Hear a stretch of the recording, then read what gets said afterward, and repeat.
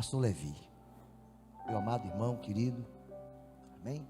Meu amigo do peito. Tem um prédio lá na Zona Norte que quer dar para a gente, eu creio nisso. Estenda as suas mãos aqui. Obrigado, Senhor. Obrigado, Pai, pela vida do teu filho. Obrigado porque o Senhor derramou um amor tão grande no coração dele, por esta igreja, pela minha vida. Ele está aqui, Pai, se doando, se derramando como um sacrifício vivo. Obrigado pelo seu coração tão cheio de generosidade e amor. Nós, Pai, recebemos com alegria e mansidão a palavra que o Senhor tem colocado no coração do teu filho. E o Senhor vai honrar o pastor Levi em todas as áreas. Tudo que ele colocar as mãos, o Senhor vai superabundar.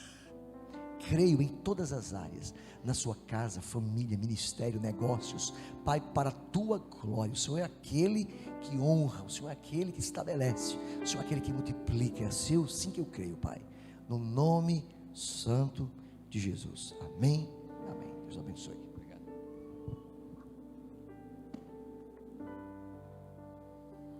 Boa noite, irmãos. Que a graça e que a paz de Cristo sejam multiplicados na vida de vocês, amém? Hoje, amanhã, que é segunda-feira, principalmente, né? E sempre, graças a Deus, um prazer renovar aqui nossa gratidão de estar aqui com os irmãos mais uma vez.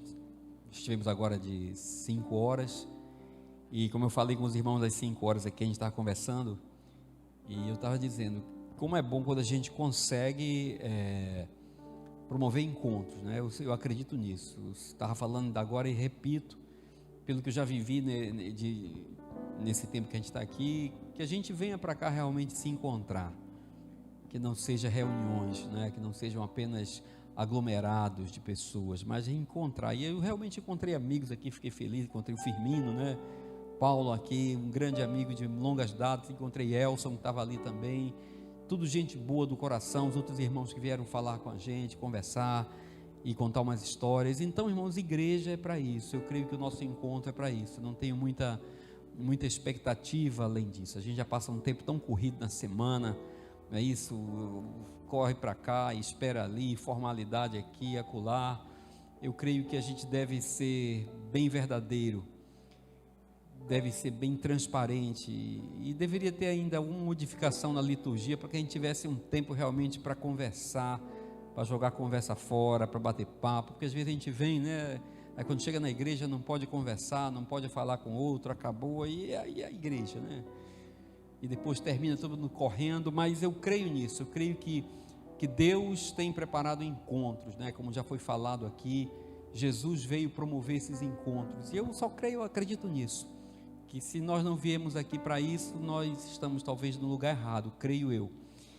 E eu quero compartilhar com os irmãos, como eu estava falando agora aqui no outro culto, a gente falou sobre um assunto que eu tenho pensado, e como eu falei aos irmãos, a gente tem tentado responder as perguntas que surgem no nosso coração, e às vezes essas demandas não são só nossas, são de outras pessoas, e esse é o único motivo da gente estar aqui. Porque ninguém vem para o culto, para um culto. Quando eu falo culto, um culto, né? A gente não vem ouvir palestra. Quem vem ouvir palestra? Ninguém vem ouvir palestra. A gente não vem atrás de palestrante, a gente não vem atrás de sermão, a gente vem conversar, amém? A gente vem trocar ideia. Eu ainda vou ter um prazer de ter uma igreja assim, que vai ser uma mesa bem grande, todo mundo ali comendo pizza durante o culto, tomando Coca-Cola não, né? Coca-Cola sim. E a gente conversando, trocando ideias, porque parece que no começo era assim. Parece que no começo as pessoas sentavam ao redor de uma mesa e perguntavam, e Jesus falava enquanto um comia e passava o pão, a comunhão, que esse é o grande privilégio da comunhão. Não é verdade, irmãos? Eu sei que a gente tem, eu não sei se evoluído, mas a gente tem crescido e as estruturas têm tomado conta, e às vezes você diz, não, mas não cabe todo mundo numa mesa, então vamos fazer assim. Mas eu ainda tenho esse certo saudosismo não vivido, de que realmente esse é um tempo de comunhão. Se não for esse tempo na mesa, para a gente pedir o feijão, me passa o arroz, acabou a batatinha frita, e tira de um prato do outro, quem sabe o que eu estou falando, irmão?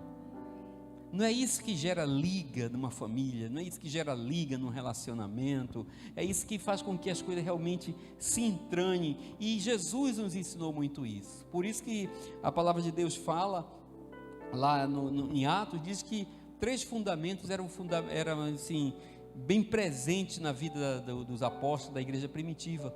Era a oração, a comunhão e o partir do pão. Eu gosto muito disso, porque se nós não temos essas 3 coisas, né, esses 3 elementos, essas 3 práticas na nossa vida cristã, na nossa vida, eu não estou dizendo vida de culto, eu estou dizendo na nossa vida diária, queridos, nós vamos ficar sempre devendo alguma coisa, achando que está faltando, e às vezes a gente acha que é o ar-condicionado, que é a poltrona, que é o projetor, que é a banda, é o som, é a caixa, e de repente nada disso é o essencial para que a gente possa viver esses 3 fundamentos que os apóstolos nos ensinaram e que a Bíblia diz que eles preservavam isso, né? A oração, orar uns pelos outros, aquela oração que eu estou orando pelo outro, que as pessoas às vezes falam, mas que loucura, que idiotice, oração, Deus sabe de tudo. Quem sabe, já ouviu alguém falando isso? Para que orar, né? Se Deus sabe de tudo, Ele sabe das coisas antes de eu abrir. Aí cita a Bíblia, né? Os caras que não gostam de orar, cita a Bíblia, antes de eu abrir a boca. Mas irmãos, eu sei que Ele sabe, mas a oração permite com que eu dê meu tempo pelo outro. Eu estou dizendo, Deus, olha, esse tempo aqui eu estou pensando no meu irmão, eu estou pensando no outro, eu estou pensando naquela igreja, eu estou pensando naquela família. E a gente lembra das lições do nosso mestre, Jesus, que quando nos ensinou a orar, não foi assim? Quando nos ensinou a orar, e nós vemos a oração de Jesus lá em João no capítulo 17, e ele orou, e não orou num tempo complicado, num tempo de crise, numa pré-morte, num pré-sofrimento, numa pré-crise já anunciada, ele orou ao Pai. E eu já reli aquilo muitas vezes e não consigo encontrar ele pedindo nada para si mesmo. Orou pelos irmãos, orou por nós, aqueles que hão de crer, peço que eles sejam um, como eu sou um contigo, para que as pessoas creiam na palavra dele, aqueles que virão a crer, que somos nós. Então ele orou por todos e não orou por si. Por quê? Porque ele já sabia que o destino, o que Deus tinha para ele aconteceria inevitavelmente, porque deixa eu dizer uma coisa para você, irmão, o que Deus tem para fazer na sua vida, não tem oração que mude, porque Ele vai cumprir. Então Jesus nos ensinou a orar pelos outros, e no finalzinho ele diz, e tudo que vocês pedirem ao Pai em meu nome, como se fosse eu orando, já viram como eu oro? Vos será concedido. Aí num lapso que nós não sabemos quanto tempo, se ele veio no futuro, viu como nós oramos hoje e voltou para aquele mesmo momento, e no versículo seguinte diz, até agora ninguém pediu nada em meu nome.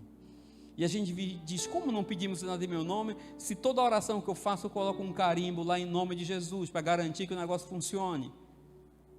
Mas parece que não estamos pedindo ainda como ele pedia, pelo outro, crendo que a nossa situação, a nossa vida já está resolvida.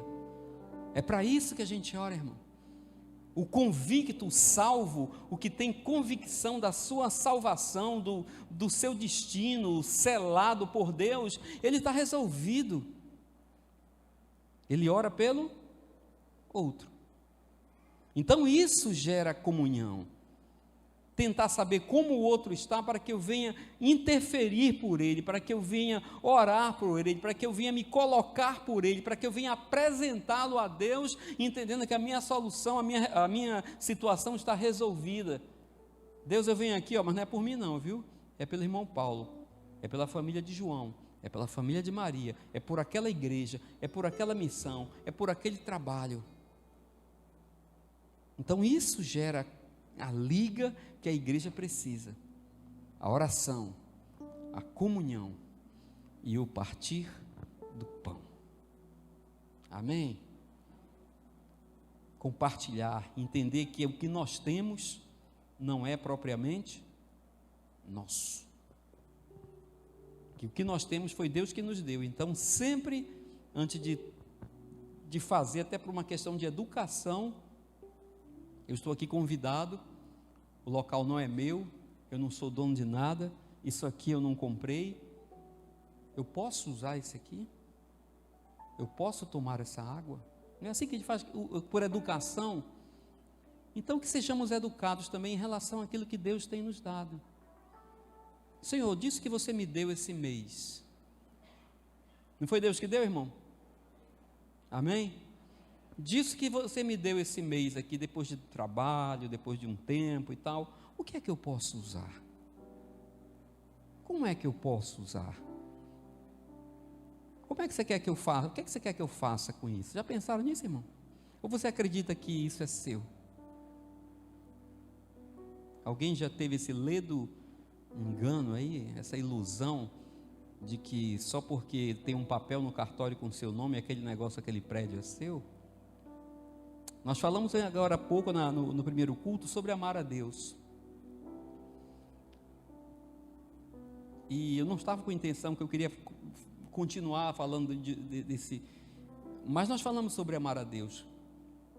Quando Jesus falou com aquele rapaz e disse: o que é que diz a lei? Ele disse: amarás ao teu Deus com todo o teu coração, com toda a tua alma, com toda a tua força e com todo o teu entendimento. E nós passamos o tempo agora falando sobre isso. O que realmente é amar a Deus? O que significa amar a Deus? O que Deus espera de resposta àquilo que nós chamamos de amor a Ele? E quando nós lemos lá em João, que até o Paulo falou, o pastor Paulo falou, né?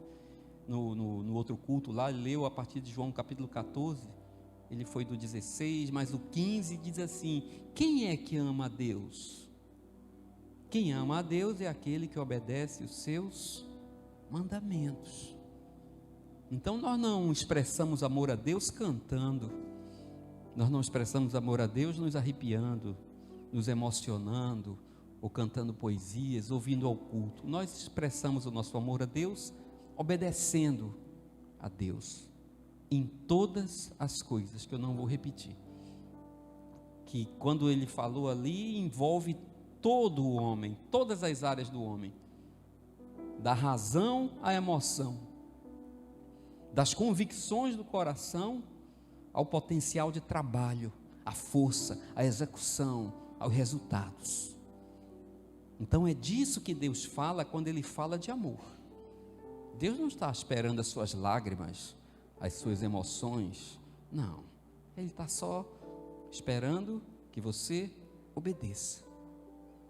Amém?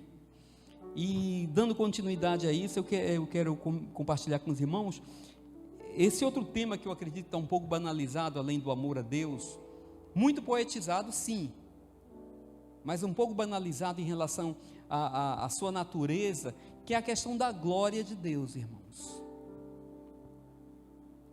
A glória de Deus, porque nós vivemos hoje num tempo, creio que os irmãos podem concordar, mas basta você olhar aí os temas de congressos, os temas dos eventos, os títulos dos cultos, as propagandas que se fazem dos eventos nas igrejas, gospel e tudo lá, irmãos, e a gente fala muito hoje do poder. Quem quer poder de Deus? Quem está procurando o poder de Deus? Então o poder de Deus é algo muito enfatizado. O poder de Deus é algo que é colocado assim na internet, é colocado nas propagandas, é colocado como alvo, porque nós temos que ter uma vida que temos que buscar o poder de Deus. Quem já ouviu isso, irmão? Todo mundo realmente envolve isso e procura o poder de Deus. A vida da gente tem que ser pelo poder, pelo poder, pelo poder. E eu fico pensando, não sei se sou eu que trabalho pouco, eu fico pensando, poder de Deus? Será que Deus está interessado realmente em revelar o poder dele? O que é que Deus quer dos seus filhos? O que é que Deus quer da sua igreja? Qual o propósito de Deus? É revelar o poder, a capacidade dele? Ou mostrar a glória dele? E certamente nós não temos tempo para dissecar a Bíblia aqui, mas se você vier buscando, fazendo uma procura e vendo as intenções de Deus desde o tempo antigo, lá no Antigo Testamento, com os primeiros povos, Deus sempre vem falando a respeito da sua glória e não do seu poder. Estranho, né? Semana passada eu tive a honra de participar da festa do meu sogro. Meu sogro e minha sogra completaram 50 anos de casados. Uma data difícil. E eu tive a honra de ser convidado para falar alguma coisa sobre a natureza daquela festa, né? O porquê aquilo. E eu fiquei pensando, o que leva alguém a permanecer junto por 50 anos? Tem alguém aqui com 50 anos de casado? E eu pensei, viver 50 anos já é difícil, não é verdade?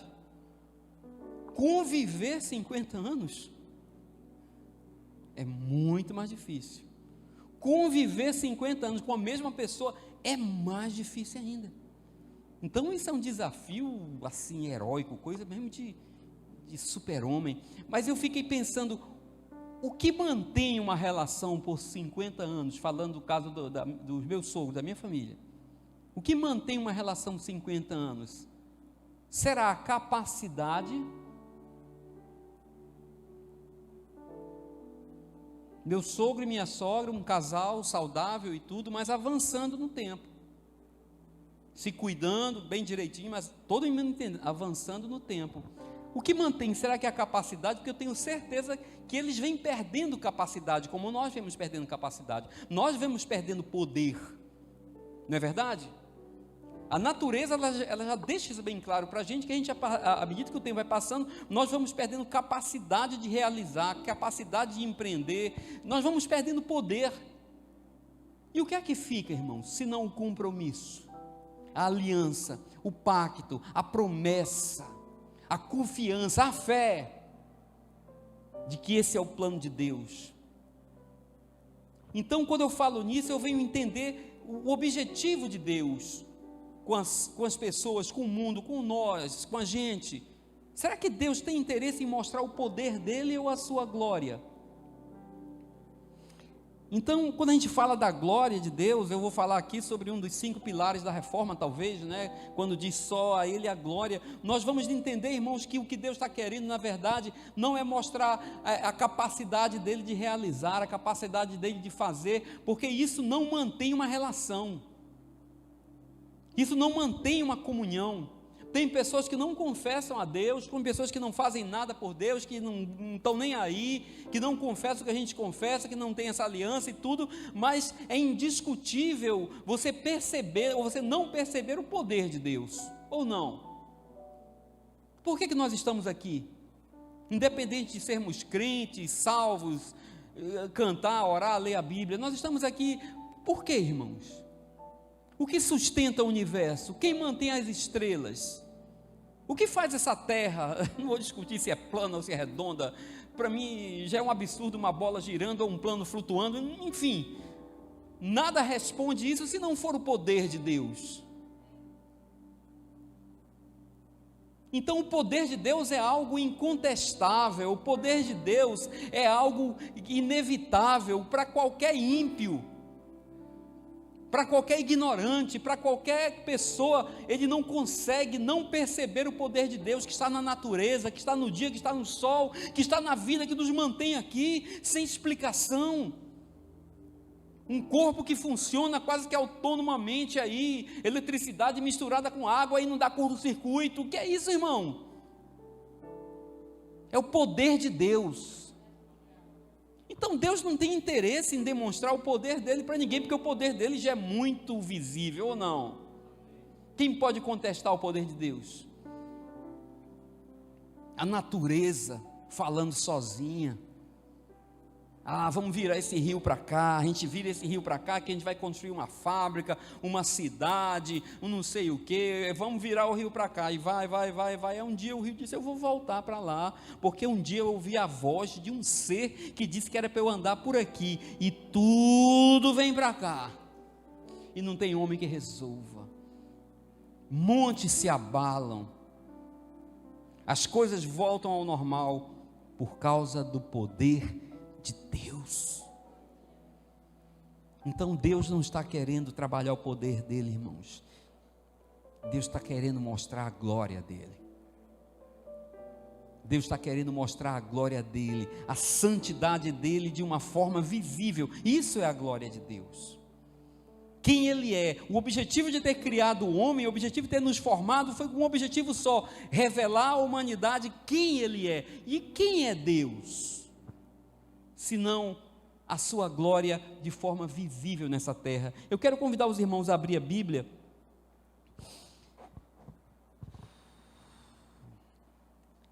Livro de João, capítulo 17, Evangelho de João, capítulo 17.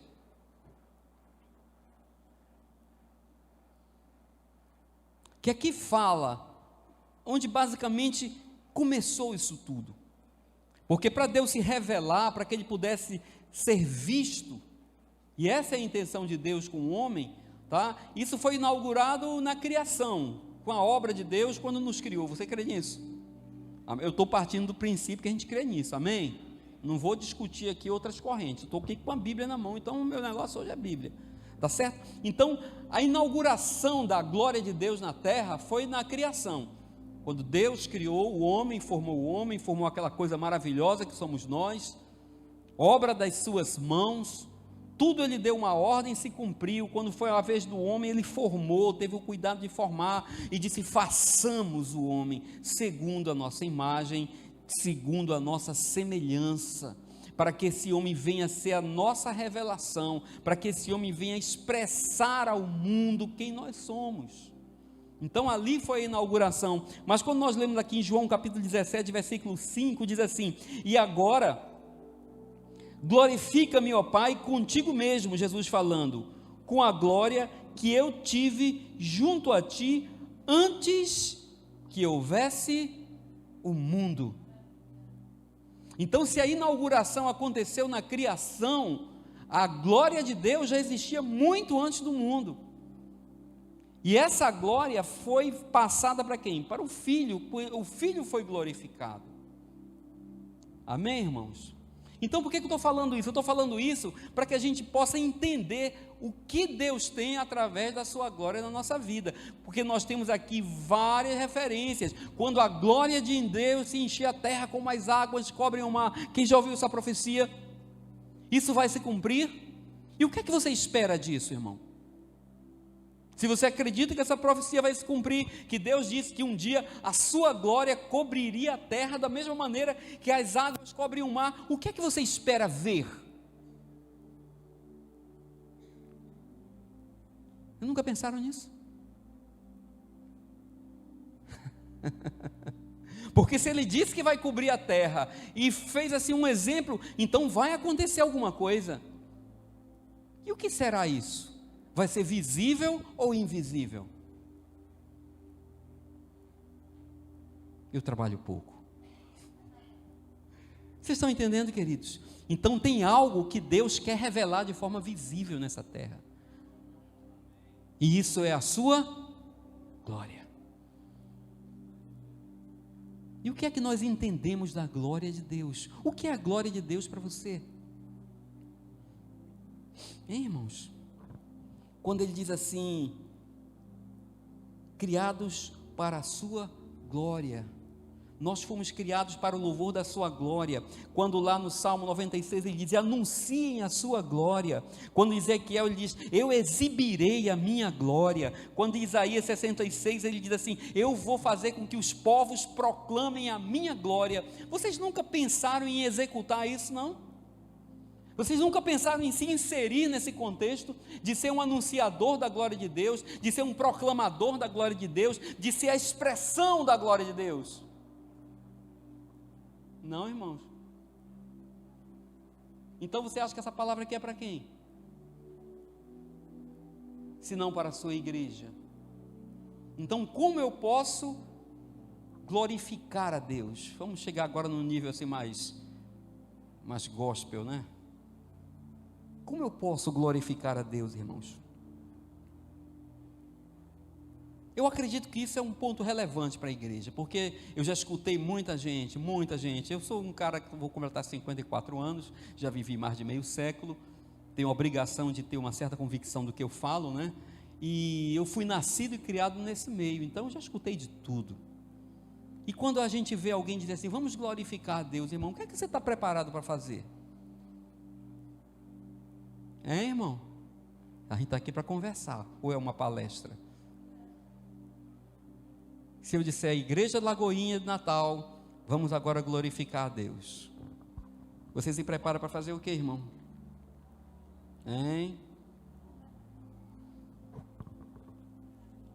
Irmão? Abra sua Bíblia, João, capítulo de número 15.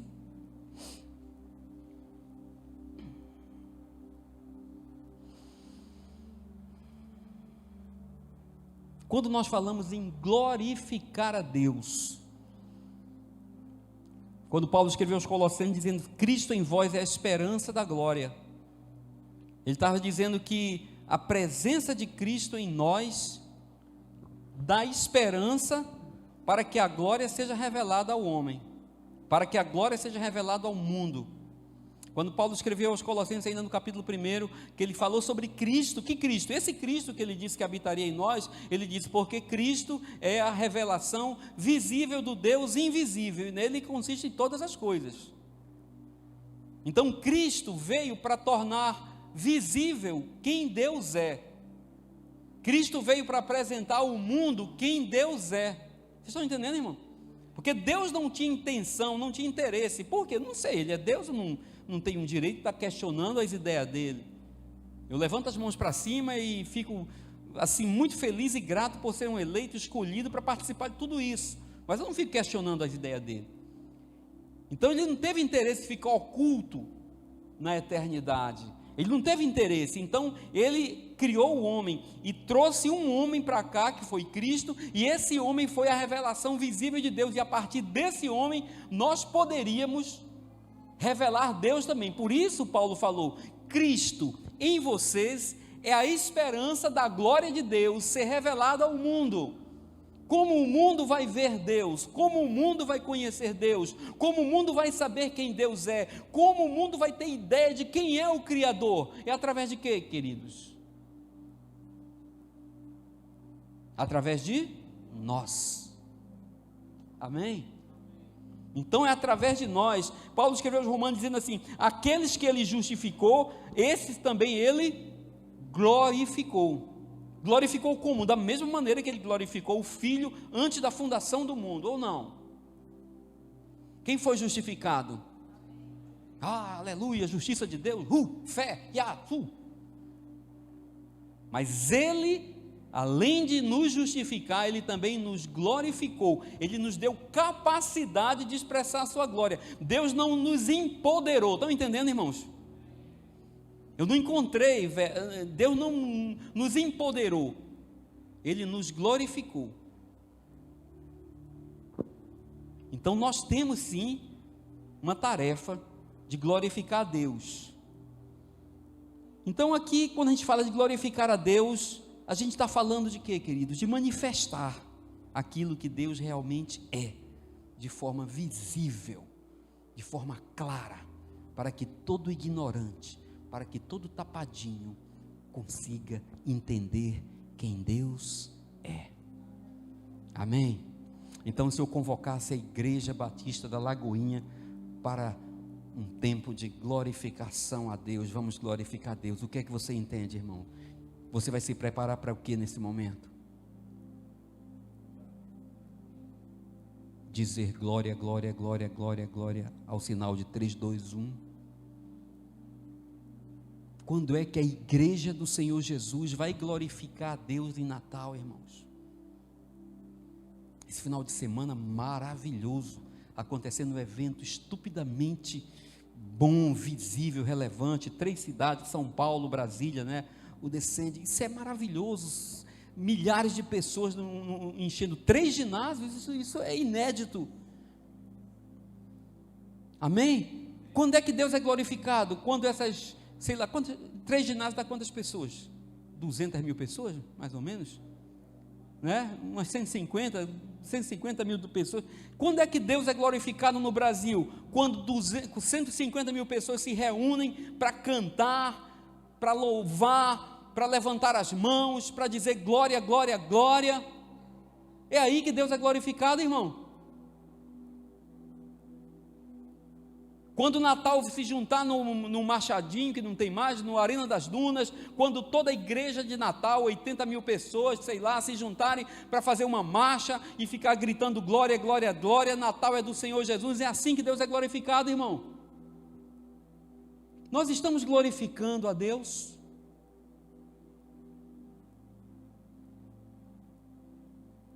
Você está respondendo ou você está só pensando assim? Nós estamos revelando, manifestando aquilo que Deus é. Nós estamos manifestando a santidade de Deus, os atributos de Deus na nossa vida, irmão. João, capítulo de número 15, versículo de número 8. Vamos nos preparar para glorificar a Deus agora, irmão? Quem está comigo? Amém? Vai saltar o seu gogó aí, para dar um glória bem alto. João, capítulo de número 15, versículo de número 8, diz assim: o meu Pai é glorificado. Achou aí? Diz: o meu Pai é glorificado. Quando? Pelo fato de vocês.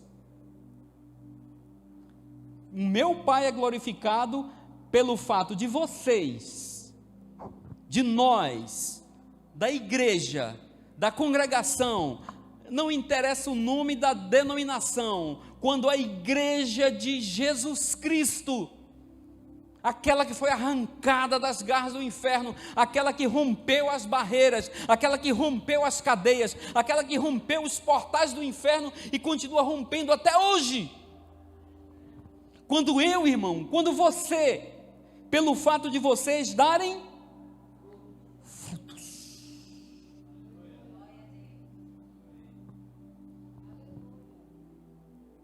Amém. E eu continuo perguntando: nós estamos glorificando a Deus?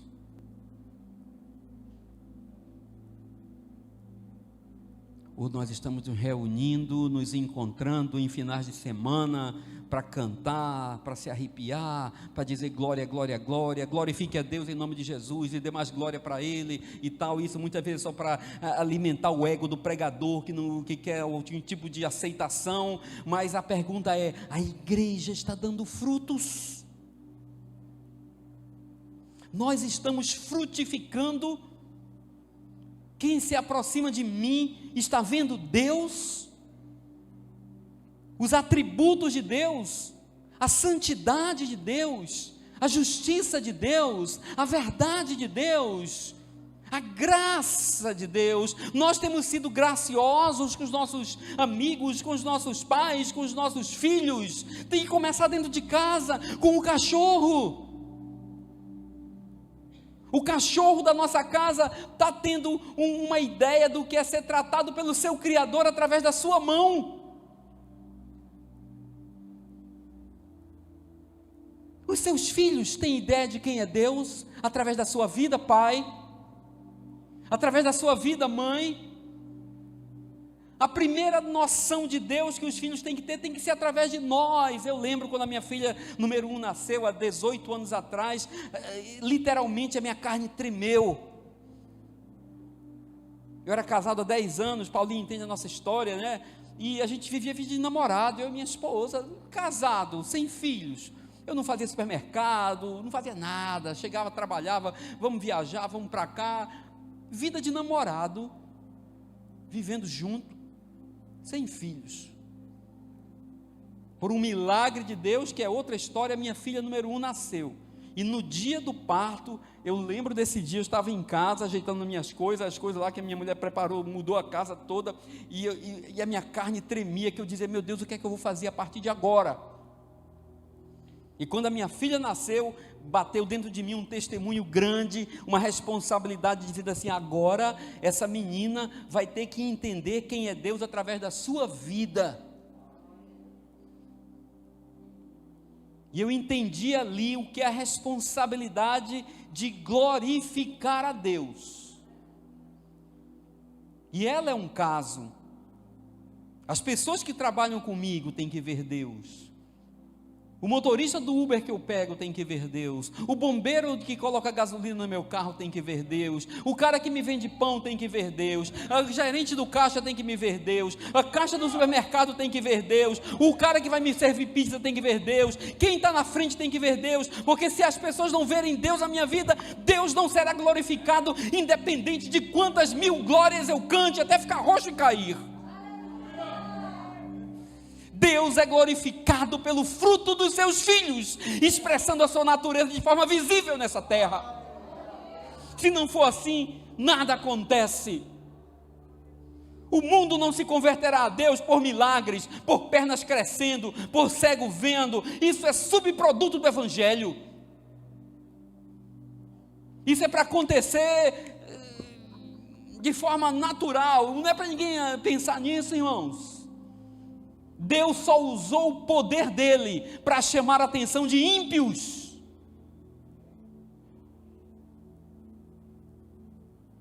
Como é que esse povo vai perceber ímpios? Eu vou abrir o mar. Abrir o mar. Como é que esse povo vai acreditar que eu posso cuidar deles? Vocês acham que Deus não pode cuidar da gente?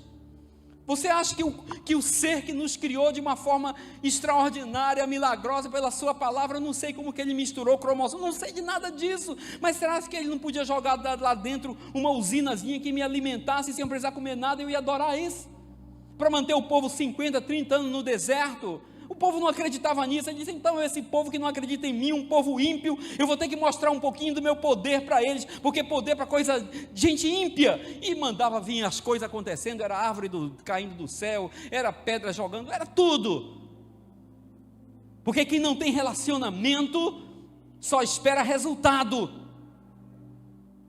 Você pode trabalhar na sua empresa 10 anos, 50 anos, você não tem relacionamento íntimo com ela, porque no dia que você não der resultado, ela coloca você para fora, porque ela depende do seu poder, da sua capacidade, e Deus não nos chamou para uma relação de resultado, Ele nos chamou para uma relação de família. Qual a mulher aqui abandona o marido porque está desempregado, porque perdeu o emprego? Qual pai bota para fora um filho que não tem condição de se sustentar, que não tem capacidade de produzir resultado? Qual pai faz isso aqui? Deus não nos chamou, irmãos, para uma empresa. Deus não nos chamou para uma gestão de resultado. Deus nos chamou para sermos filhos, para fazermos parte de uma família, para sentarmos na mesa como filhos inocentes, que não perguntam de onde veio a comida, apenas comem.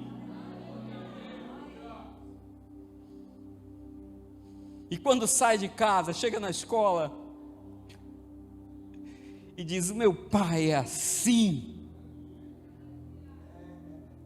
Por que você faz isso? Porque eu aprendi com meu pai. Por que você perdoa? Porque eu aprendi com meu pai. Por que você é santo? Porque eu aprendi com meu pai.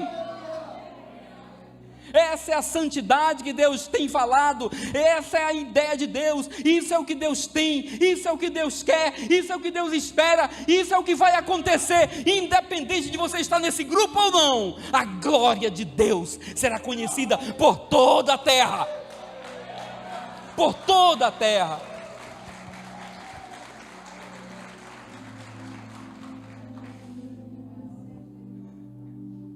Uma santidade. Deus é santo, e você pode logo se proteger e falar, mas Deus é tanto, como é que eu vou seguir, como é que eu vou fazer? Ele mandou o test drive, ou não? O principal atributo de Deus é o quê? Santidade. Mas a santidade de Deus não é como a gente quer que seja. Porque quando a gente fala em santo aqui, qual é o conceito de santo? Imagina um santo, todo mundo imaginou já. É rápido, já está aqui na sua cabeça. Eu sei o boneco que você imaginou.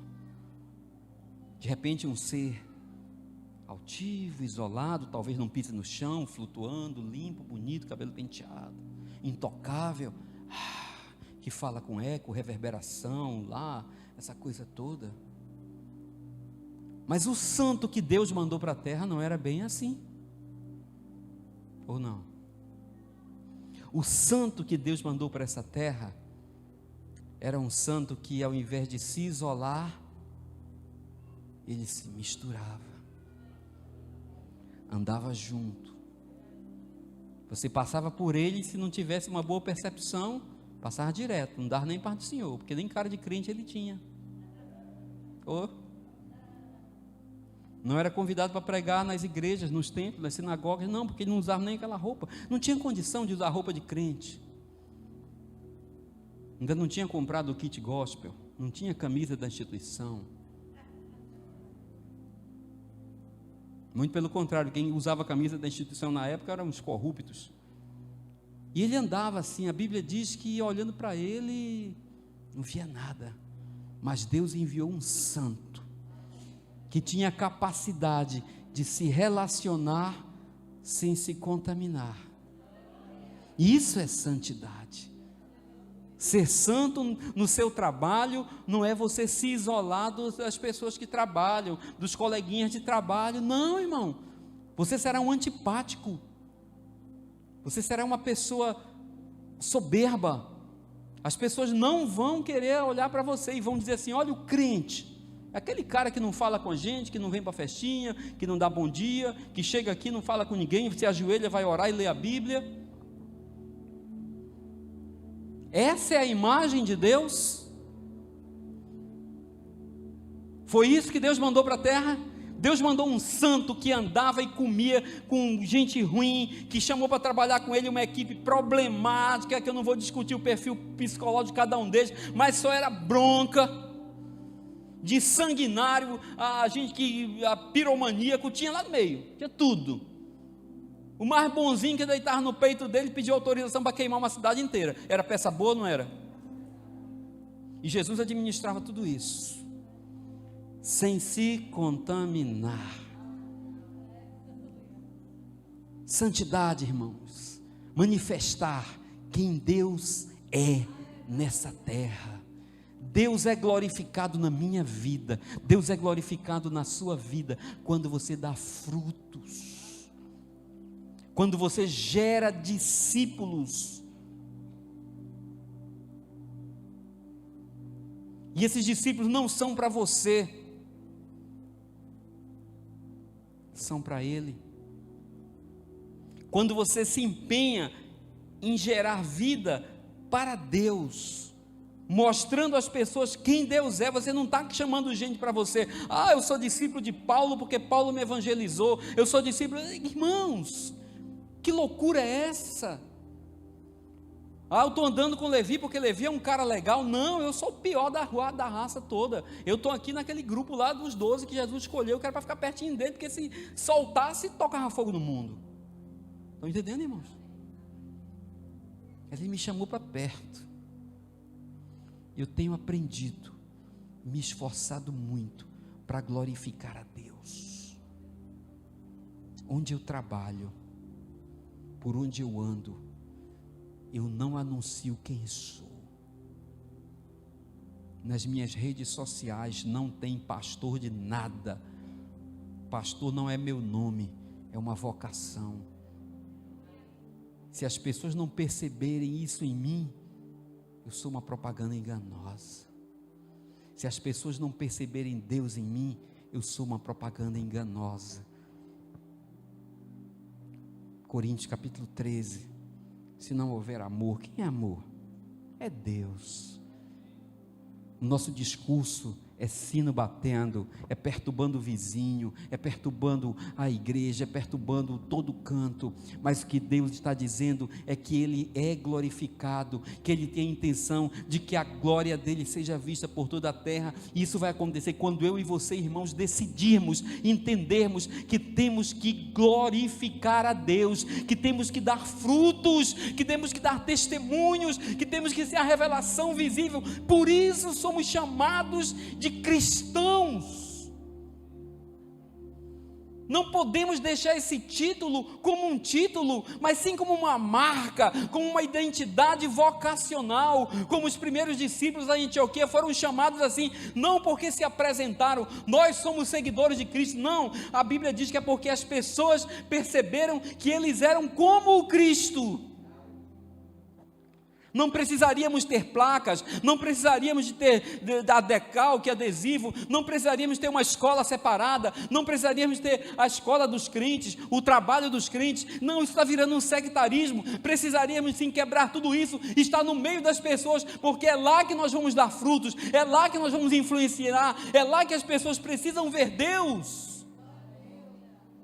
Não podemos transformar a igreja num clube de pessoas legais, bacanas, que não têm defeito, não. Temos que encher isso aqui de gente chata, de gente problemática, de gente que dê trabalho, de gente que precisa de perdão, de gente que precisa de paciência, de longanimidade, de gente que precisa de graça. Porque se essas pessoas precisam de tudo isso, elas precisam de Deus. E onde elas vão encontrar Deus?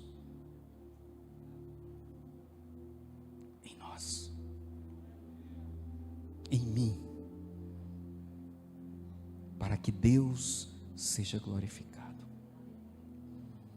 Nada disso acontecerá se nós não entendermos que a base de tudo está no amor a Deus. Amar a Deus não pelo que Ele pode fazer, irmãos. Amar a Deus não pela capacidade dEle. É certo que Deus não vai perder sua capacidade, é certo que Ele é poderoso, é certo que ao contrário de nós que vamos a cada vez ficando mais falíveis, Ele permanecerá firme, mas não é essa a razão da nossa comunhão, não é essa a razão do nosso relacionamento. Deus nos chamou para sermos a esperança de glória nessa terra. Se o mundo está perdido, se o mundo não tem solução, se o mundo não sabe o que fazer, se o mundo acha que está condenado, que não tem mais nada, nós, a igreja, somos a esperança de que o mundo conheça Deus. Você crê nisso para a sua vida? É isso que você espera? Meu irmão, porque se não for isso, eu vou assumir uma autoridade que talvez eu não tenha, mas eu vou dizer, então vá procurar alguma coisa para fazer. Porque você está perdendo tempo aqui dentro. A sua oferta não vai te levar para nenhum lugar mais próximo de Deus. O seu sacrifício não vai te deixar 1 centímetro mais próximo de Deus. As suas orações não vão te aproximar mais dEle. A sua religiosidade vai te enterrar cada vez mais num buraco que você não conseguirá mais sair. Você vai terminar acreditando em autojustiça, em autojustificação. E um dia vai jogar diante de Deus um boleto que Ele não vai pagar. E você vai dizer, Senhor... Está escrito isso, não está? Senhor, eu passei 10 anos, olha meu cartão de membro aqui, só tinha 2 dígitos, eu dei dízimos, durante 40 anos, somando tudo, juros, correções, com ofertas e dízimos, eu cheguei a R$1,5 milhão, poderia ter comprado uma casa, poderia ter viajado, os finais de semana eu não fui para São Miguel do Gostoso, eu estava lá na igreja, congregando, eu não fui fazer isso na minha empresa, eu estava limpando os bancos da igreja, estava fazendo tudo isso aqui, e Deus vai dizer assim... Me viram em você.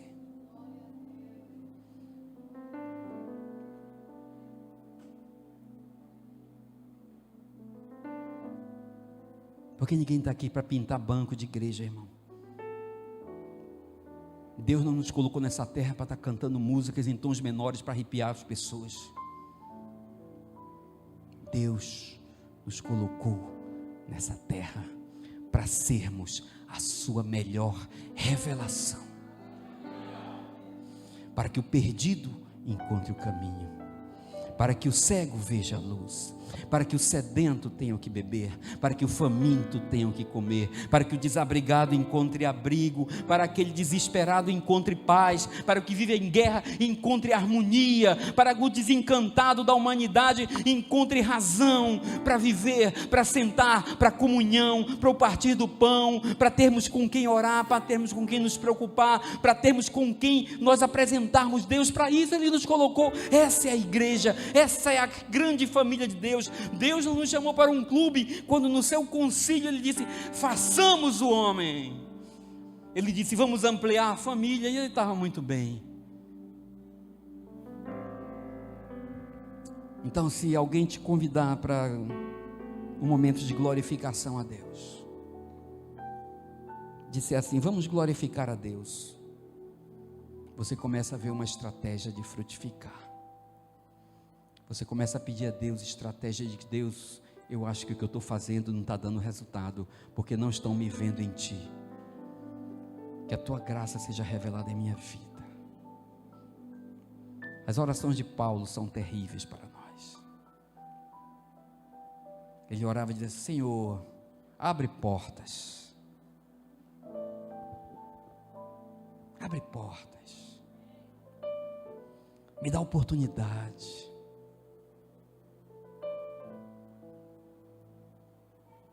De apresentar a Tua palavra, de revelar quem Tu és. Oração de crente, irmão. Pastor Paulo falou aqui no começo: não, a eternidade, vamos para a eternidade. Quem está esperando ir para a eternidade, irmão? Você tem essa esperança? E quem tem convicção de que já está na eternidade?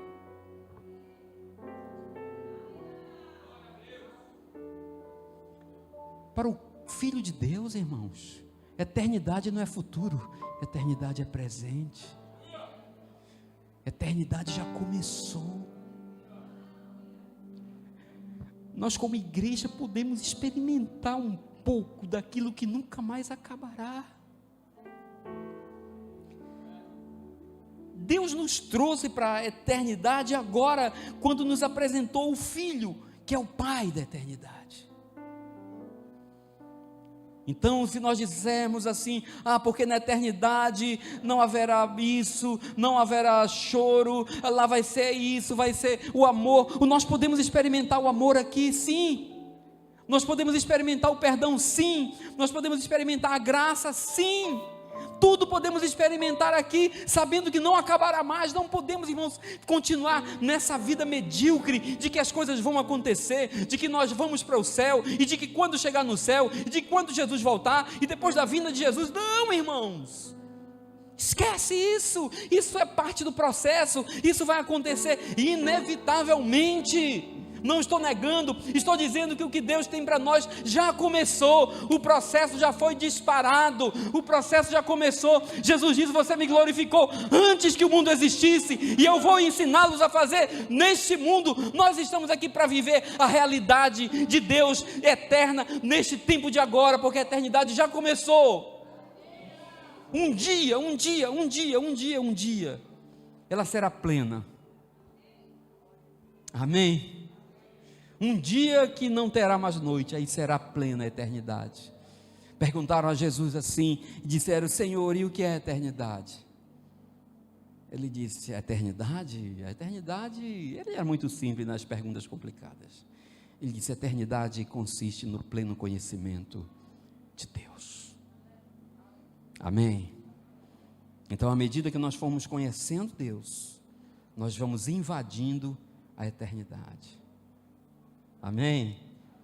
Vamos conhecendo Deus, vamos invadindo a eternidade. À medida que o conhecimento de Deus vem, lembra que eu falei ainda agora no outro culto sobre a razão, amar a Deus com todo o seu entendimento. Não deixa ninguém pensar por você, você pode pensar, Deus te deu capacidade para isso. À medida que você vai tendo conhecimento de Deus, sabendo quem Deus é, a luz, o conhecimento vai entrando na sua vida, e esse tempo de luz vai ficando cada vez maior, e o tempo de trevas vai diminuindo, até que chegará um dia que a minha Bíblia diz que nós veremos a Deus face a face. Então terá um conhecimento pleno de Deus, não haverá mais nenhum espaço de escuridão, de noite, de trevas, haverá apenas luz, e apenas luz é um dia que não acaba, um dia que não acaba é a eternidade, e nós chegaremos lá. Mas temos que entender que já começamos, temos que entender que já estamos no processo, que já estamos nessa reta, que a glorificação de Deus na nossa vida depende dos frutos que nós estamos fazendo. Não espere o sábado, não espere o domingo, não espere o próximo CEN no ano que vem, não espere a convenção, não espere o acampamento, não espere nada. Saia daqui e glorifique a Deus lá na gasolina, glorifique a Deus lá no motorista do Uber, glorifique a Deus no cobrador do ônibus, glorifique a Deus no porteiro, glorifique a Deus quem está perto. Faça com que as pessoas vejam Deus em você, e Ele será glorificado. Que Deus multiplique a sua graça na sua vida. Amém.